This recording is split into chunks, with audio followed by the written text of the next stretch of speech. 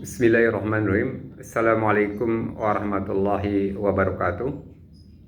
Innal hamdalillah nahmaduhu wa nasta'inuhu wa na'udzu billah min shururi anfusina wa min sayyiati a'malina.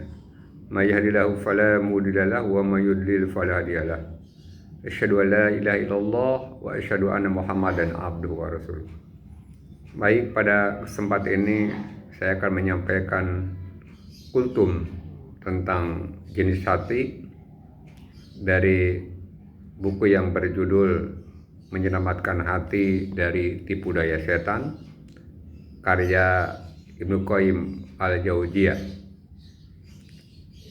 Ibnu Qayyim al-Jauziyah membagi hati menjadi 3. Hati yang sehat, hati yang sakit, hati yang mati. Hati yang sehat dikatakan juga qalbun salim. Karena itu maka pada hari kiamat tidak ada orang yang selamat melainkan yang memiliki hati ini, hati yang sehat tentunya.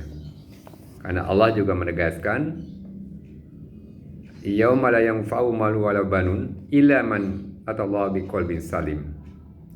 Pada hari yang harta dan anak-anak tidak berguna kecuali barang siapa yang datang kepada Allah dengan hati yang sehat.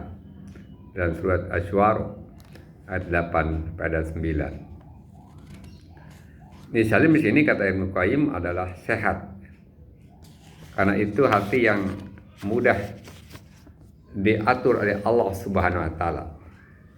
Atau yang intinya kata Ibnu Qayyim, hati yang sehat adalah yang bebas dari setiap syahwat yang bertentangan dengan perintah dan larangan Allah dan Rasulnya, atau subhat yang bertentangan dengan penggambarannya dari Allah Subhanahu wa taala.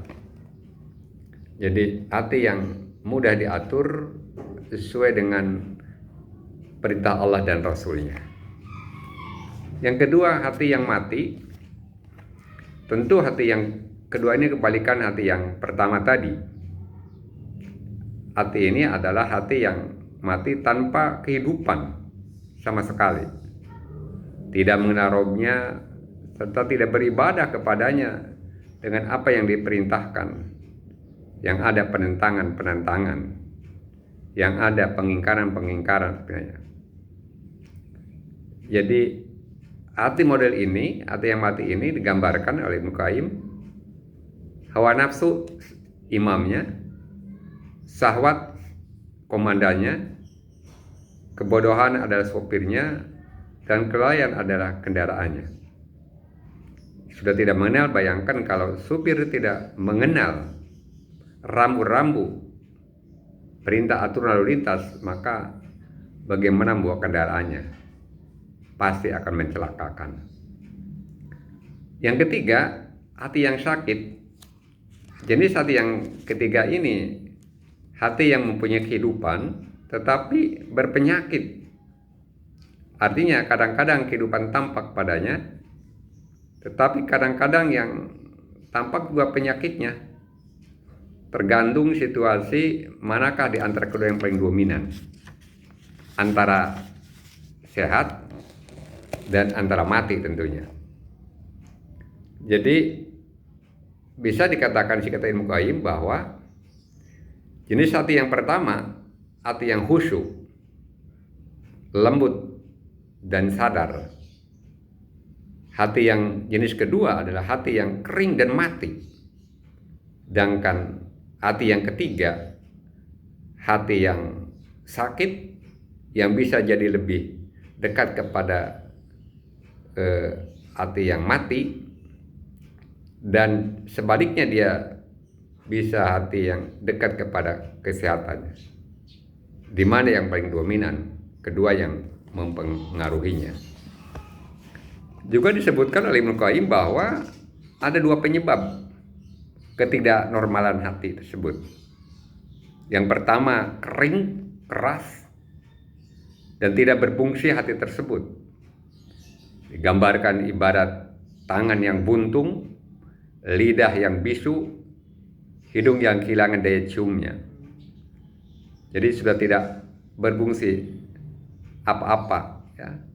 Sedangkan yang penyebab kedua adalah penyakit yang menimpanya, sehingga menghalangi untuk berfungsi secara sempurna dan benar. Jadi ketika ada penyakit, itulah bagaimana bisa memfungsikannya.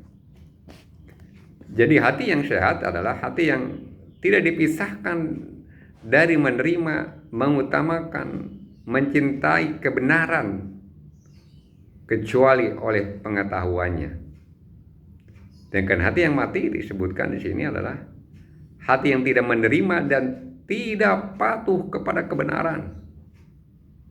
Sedangkan hati yang sakit, hati yang apabila penyakitnya lebih dominan, maka keadaannya hampir sama dengan hati yang mati.